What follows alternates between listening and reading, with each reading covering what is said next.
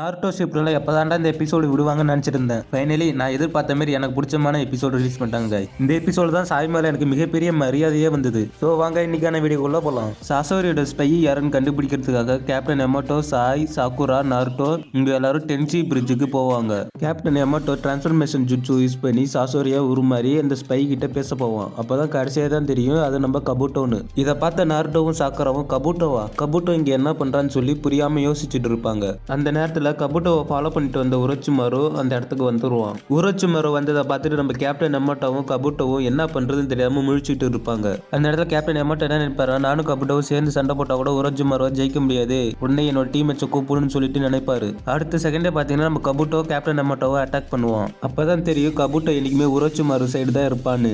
உரோச்சிமாரு captain எமோட்டோவை பார்த்து நீ இன்னும் உயிரோட தான் இருக்கியான்னு சொல்லி ஆச்சரியமா கேட்பாரு. உன்னோட டீம்மேட்ஸ் எல்லாம் வெளியே வர சொல்லு, அவங்க ஒளிஞ்சு இருக்கிறத நான் கண்டுபிடிச்சிட்டேன்னு சொல்லி நம்ம உரோச்சிமாரு சொல்லுவான். சாய், சாக்குரா, நாருட்டோ இவங்க எல்லாரும் வெளியே வந்து உரோச்சிமாருக்கு எதிராக நிற்பாங்க. அப்ப நம்ம நாருட்டோ கொஞ்சம் கொஞ்சமா கண்ட்ரோல் இழந்து நம்ம உரோச்சிமாரு கிட்ட சாஸ்கே எங்கன்னு கேட்பான். உரோச்சிமாரு சாஸ்கே கரெக்டா சொல்ல முடியாதுன்னு சொல்லும் போது நாருட்டோ கண்ட்ரோல் இருந்து டெயில் பீஸ்ட் மோடுக்கு போகுவான். கண்ட்ரோல் இருந்த நாருட்டோ உரோச்சிமாருவை ஒரு அடி தான் அடிப்பான். ஆள் 5 கிலோமீட்டர் தாண்டி போய் வீழ்ந்து கிடப்பான். அதுக்கப்புறமா உரோச்சிமாரு நாருட்டோ முன்னாடி அப்படியே குத்துகளாட்டம் வந்து நிற்பான். அதை பார்த்த நாருட்டோ செம கடுப்புல இருப்பான். அந்த நேரத்தில் கபூட்டோ என்ன பண்ணுவான்னா நாருட்டோ அட்டாக் பண்ண வருவான். கபூட்டோ தன்னை அட்டாக் பண்ண வேற தெரிஞ்சுக்கிட்ட நாருட்டோ திரும்பி ஒரு கத்து தான் கத்துவான். அந்த கத்துல வந்த ஃபோர்ஸ்லயே போய் கபூட்டோ சாக்குரா மேல மோதி பாலத்தோட எஜ்ஜில் இருக்கிற மரத்துல இடிச்சு மயக்கம் போட்டு விழுந்துருவான். அது மட்டும் இல்லாம அந்த பாலம் கொஞ்சம் கொஞ்சமா இடிஞ்சு விழ ஆரம்பிக்கும். அந்த நேரத்தில் தான் உரோச்சிமாரு அந்த இடத்த விட்டு தப்பிச்சு போக பார்ப்பான். அதை பார்த்த நாருட்டோ உரோச்சிமாரு பின்னாடியே போகுவான். அந்த பாலம் இடிஞ்சு விழ போறது தெரிஞ்சுக்கிட்ட கேப்டன் எமோட்டோ அந்த பாலத்தை தாங்கி பிடிப்பாரு. சாய் கிட்ட சாக்குராவை காப்பாத்துன்னு சொல்லுவாரு. எதை பத்தியுமே கவலைப்படாத சாய், சாக்குரா அங்கேயே செத்தா போறான்னு சொல்லிட்டு நாருட்டோவை ஃபாலோ பண்ணிட்டு போகுவான். ஆனா நம்ம கேப்டன் எமோட்டோ சாக்குராவை காப்பாத்திடுவான். அந்த நேரத்தில் நம்ம கேப்டன் எமோட்டோ மட்டும் சாக்குராவை காப்பாத்தாத இருந்திருந்தா